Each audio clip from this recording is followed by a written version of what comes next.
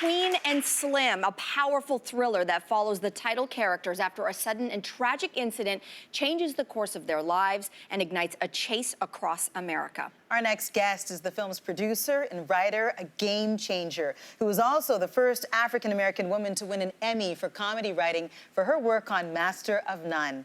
She's also creator of the critically acclaimed TV series, The Chi. Please welcome Lena Waithe.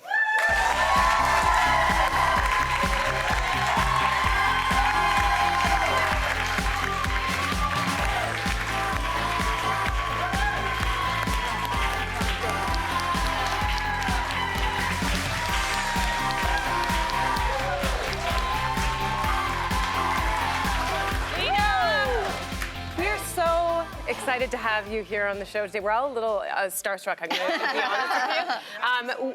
We also, Queen and Slim, like, we need to talk about it. We all watched the movie. It is moving, it is emotional, it is beautiful, it is important. It's already getting Oscar buzz. The movie isn't even out yet. Yeah. So people have been drawing comparisons to Bonnie and Clyde. Bonnie and Clyde. Right. I saw sort of shades of Thelma and Louise as well, but how would you describe the movie?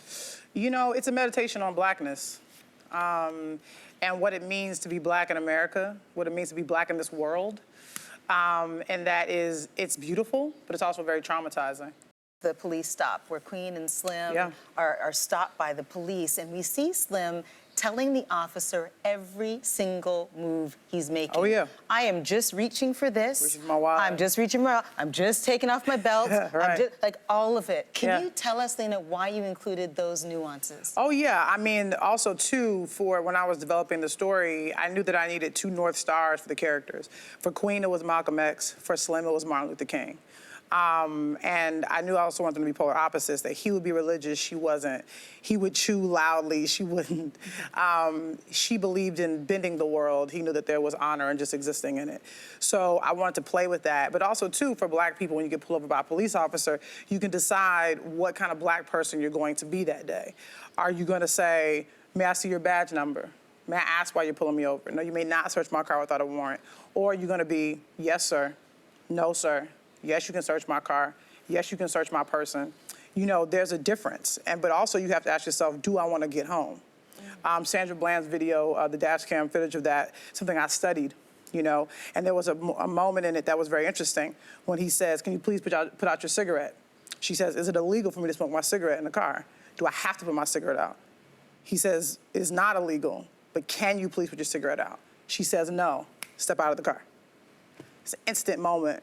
And that's what we play within the scene, where and that gave me so much information. It's like, sometimes a black person respecting themselves can be seen as disrespectful to a white person. Simple as, you know, sometimes equality can feel like oppression to those who are in power. So those are the things I really wanted to play with, and those dynamics. So that's why I kind of had him be that.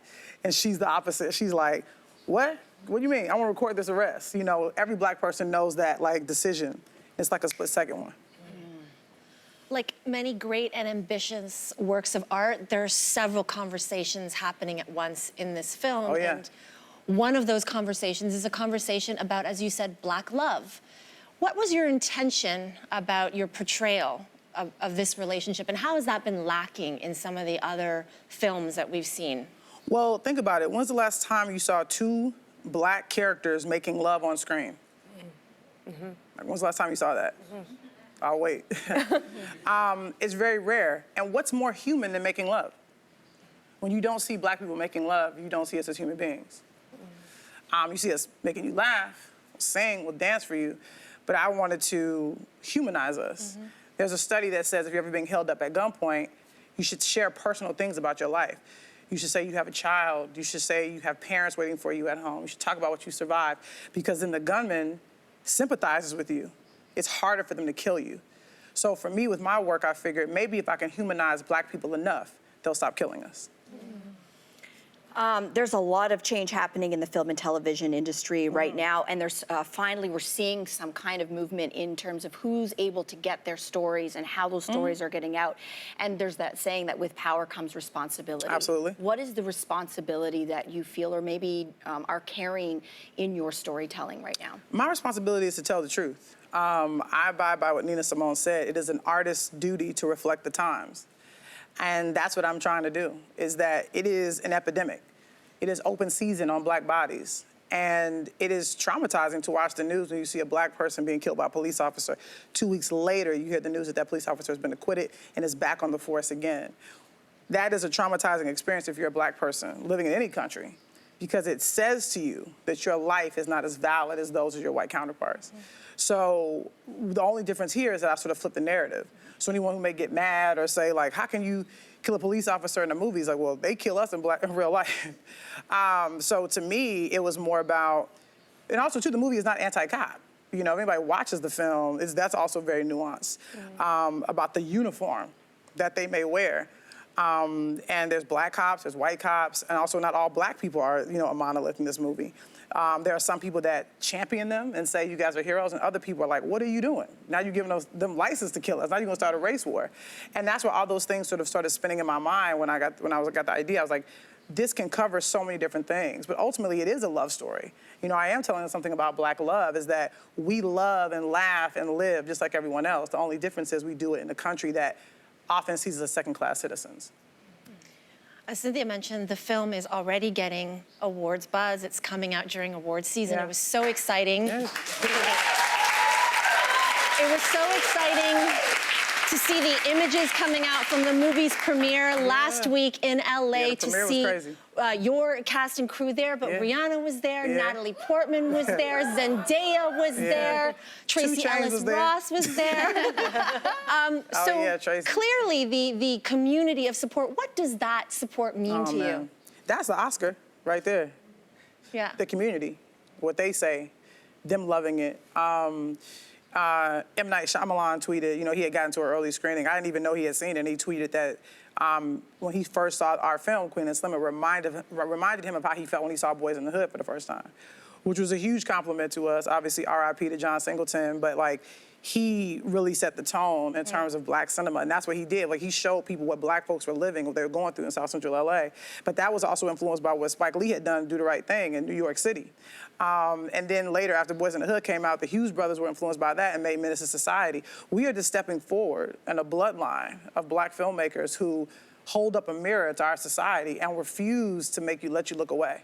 You know, and that's why, to me, it's like Queen and Slim is not a movie you go see passively. It is not that. It is a movie that you experience. And it is a movie that is made by us, for us. It is in our native tongue. We, as black people, have a broken English as well. I always say it's a little bit of city, a little bit of Southern, and a little bit of slavery. That's what's in our throats. And I refuse to make this movie feel palpable for other audiences. We know the King's English very well. I came up on watching Casablanca and Gone with the Wind and All About Eve. Now they got to hear our language.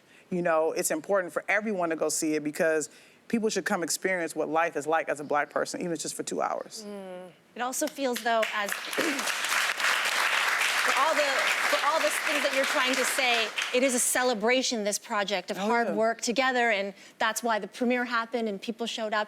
What's it like when Rihanna shows up to your party? Well, Rihanna, to me, is a soldier. I tell her that I'm so grateful to be alive while she's making art.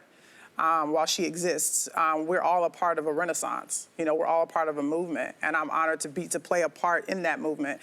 But we were texting back and forth, and she, you know, I told her that I couldn't wait for her to see it, and she said, I want to come to the premiere. And I was like, you don't have to do that. Like, we can get you a screen and we can get you a thing. She was like, no, I want to be there. Like, I'm clearing my schedule. I'm showing up. Let's do it.